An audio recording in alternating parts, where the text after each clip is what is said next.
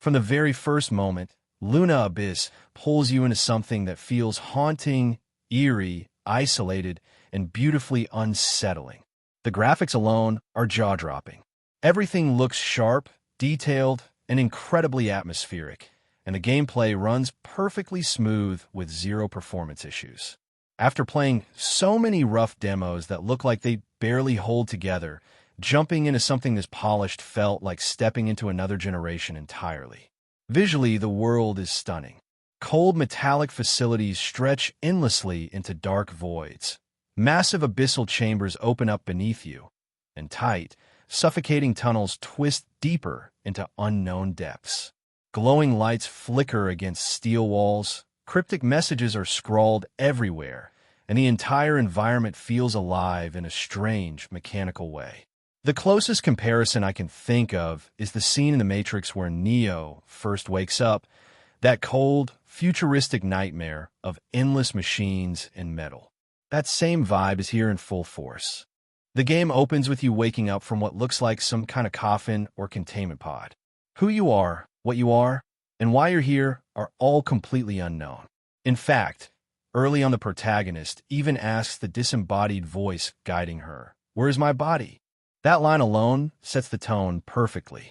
You're led through twisted corridors and massive industrial chambers by this mysterious voice, eventually finding a laser weapon and being instructed to keep moving to locate something called a shield destroyer. Along the way, you meet bizarre NPCs, including one especially strange figure wearing a giant Santa-style sack with a mask covered in eyeballs. Enemies feel like a disturbing mix of robotic and organic, and strange objects around the world whisper and call out to Mother, as if you're trespassing somewhere you absolutely do not belong. At some point, you learn that you are named Fox, an incredibly thin, almost skeletal-looking woman, but the game never explains how you ended up here or what happened to you. Something has imprisoned you, and every objective you complete supposedly removes days from your sentence. It's all incredibly cryptic and confusing, but in an intentional way. Nothing feels random. It feels like a mystery, slowly waiting to unfold.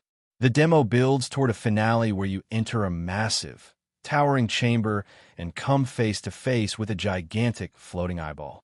Up until now, the guiding voice has been with you, but here it suddenly loses contact. You're completely alone. Before reaching this point, you pass rooms covered in frantic writing. "Go back.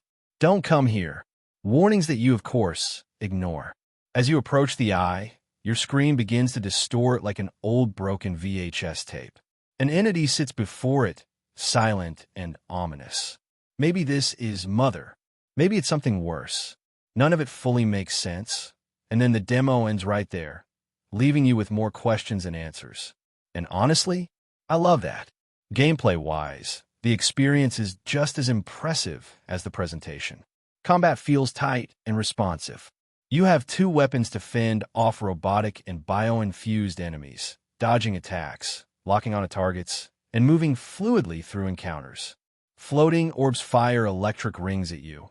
Mechanical creatures stalk the corridors, and every fight feels tense but fair. The game is also heavily focused on platforming. You're constantly jumping between massive structures, dropping down terrifyingly long falls into new areas, climbing hanging metallic ledges, and sprinting across cables to shoot open doors. At times, it genuinely reminded me of first-person Metroid, mixed with the speed and intensity of Doom. Even though the path is mostly linear, the environments feel enormous. Every single area is packed with detail, and there are constant moments where you just stop and think, "Wow, this is incredible." Movement is fast and snappy, and the sense of scale is breathtaking, especially when you're plummeting downward for what feels like ages into some new, unknown section of the abyss. The music deserves huge praise as well. It's haunting, eerie, and beautiful all at once, perfectly matching the unsettling tone of the world. The voice acting, the strange NPC interactions, and the overall sound design pulled me in completely. I found myself genuinely immersed, wanting to know more about this bizarre place and the story behind it. This feels like a brilliant mix of Metroid, Doom, and the Matrix wrapped together into one eerie sci-fi nightmare.